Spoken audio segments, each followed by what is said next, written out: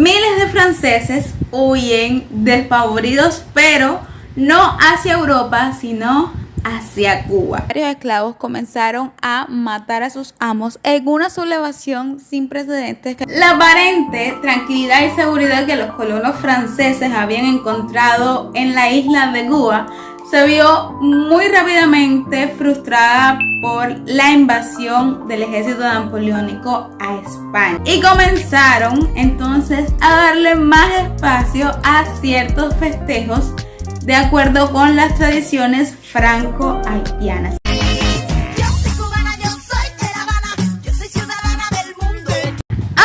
Mis queridos y queridas, bienvenidos un día más a este canal. Si son nuevos por acá, mi nombre es Naomi y el día de hoy tenemos un nuevo video de historia. Corre el año 1791 y las plantaciones más ricas del mundo arden en Saint-Domingue. Miles de franceses huyen despavoridos, pero no hacia Europa, sino hacia Cuba, la perla de España en el Caribe. Lo que ellos no sabían era que su huida marcaría la identidad cubana para siempre. Como una revolución esclava a 1500 kilómetros de distancia cambió el curso de nuestra historia, la historia de Cuba. El día de hoy vamos a hablar de los franceses en Cuba y el legado que han dejado en nosotros a día de hoy. Entre 1791 y 1809, más de 30.000 franceses llegaron a Cuba. Y no todos eran colonos ricos, venían artesanos, médicos, esclavos libertos e incluso sacerdotes. Los franceses llegan a Cuba producto al estallido de la revolución en Haití, iniciada a partir de 1791.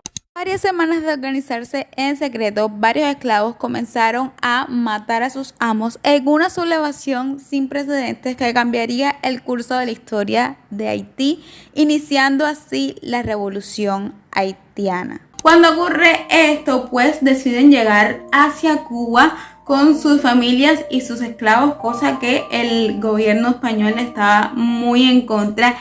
Pero principalmente se asentaron en Santiago de Cuba y en particular en las montañas de la Sierra Maestra. Los inmigrantes franceses erigieron varias poblaciones en Cuba. Por ejemplo, el 5 de mayo de 1803, la comunidad de Madruga fue fundada en el territorio de La Habana. El 20 de abril de 1819 fundarían la Fernandina de Jagua, que llegaría a ser actualmente la ciudad de Cienfuegos, y el 8 de marzo de 1828 San Juan de Dios de Cárdenas en Matanzas. O sea que tuvieron varios asentamientos aquí en Cuba. Este proceso iba acompañado de la implantación de sus gustos al amoblar, decorar, ambientar, embellecer sus propiedades, pues estas personas venían con su propia cultura. Además, no pocos cubanos eran hijos de madres o padres franceses, y un ejemplo muy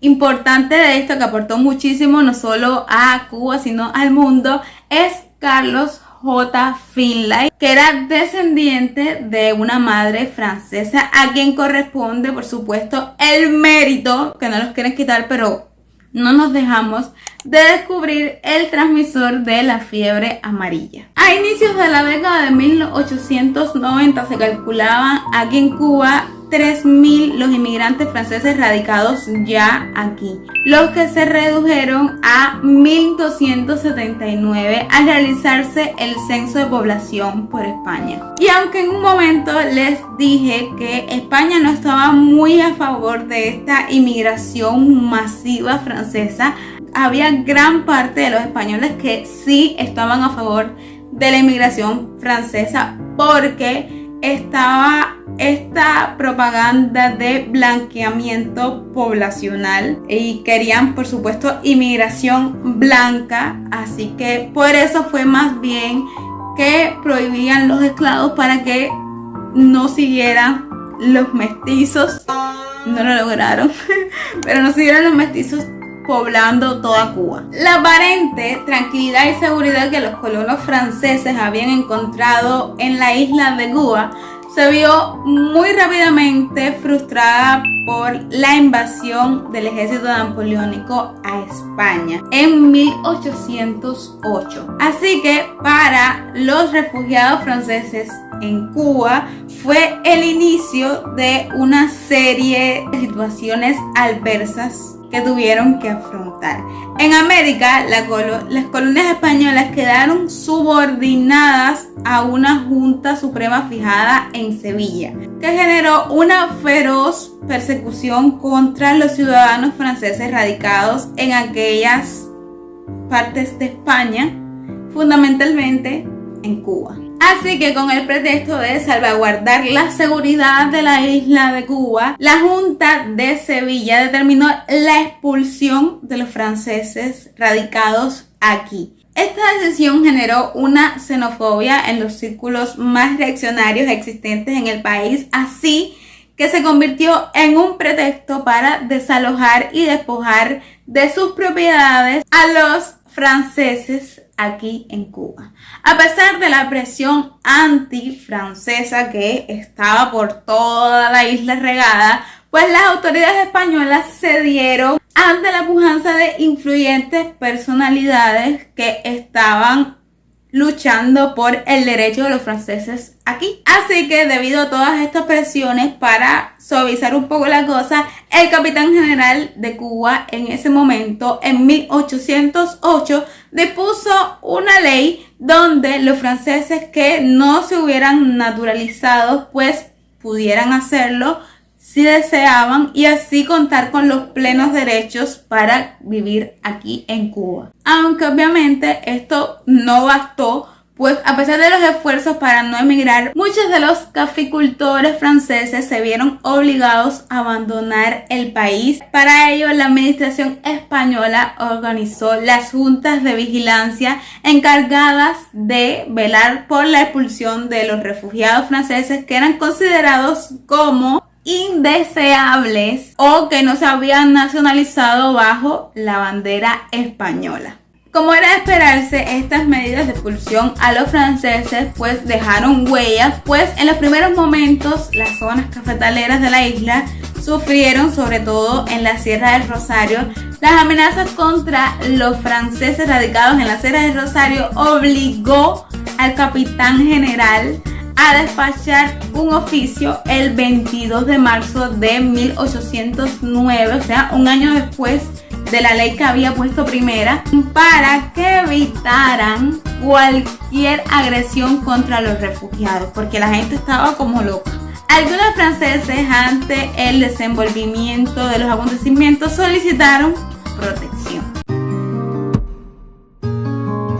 Hay que también hablar de la influencia francesa que hubo en cuanto a la esclavitud, pues los que estaban establecidos en la parte oriental de Cuba, con la experiencia que tenían de la revolución haitiana que los obligó a salir corriendo, pues los señores comenzaron a cuidarse seriamente de las posibles sublevaciones, así que los castigos corporales se redujeron casi a la mínima expresión. Ya solo quedaban algunos que igual era una mierda, pero bueno.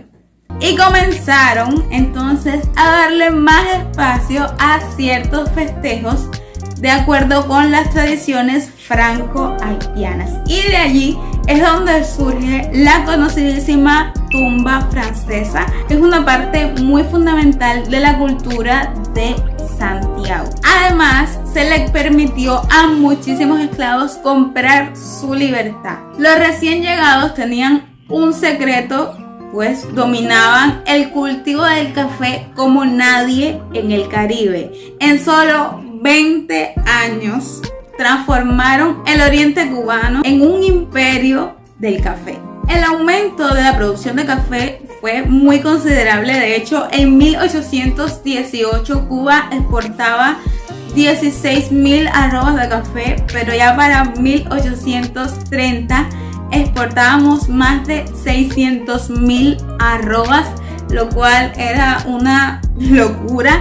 Y en 1940 habían 1700 cafetales solamente en la Sierra Maestra, lo cual mostraba que realmente los franceses aportaron muchísimo en tema de cultivo del café. En la Cuba española, el chocolate era la bebida aristocrática por excelencia, mientras que los franceses llegaron con su café y, por supuesto, el té. Además trajeron sus propias tradiciones, como por ejemplo las tertulias que se realizaban a las 5 de la tarde, el teatro neoclásico y los bailes de salón con violines, cosa que no era habitual en la tradición y la cultura española. Los franceses no solo trajeron la agricultura, las tradiciones, el refinamiento, sino que también trajeron un concepto de ciudad moderna a Cuba. Solo hay que caminar los que hayan estado en Santiago, que fue muy influenciado por los franceses. Pueden ver el diseño de las calles, de los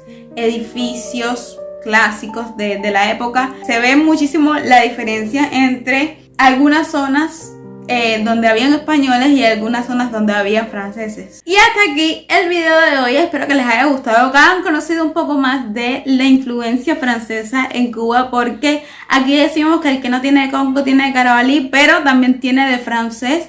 Tenemos un video también de la influencia china en Cuba, de la inmigración china en Cuba, así que también lo pueden ver en el canal. Nos vemos en un próximo video. Chao, chao.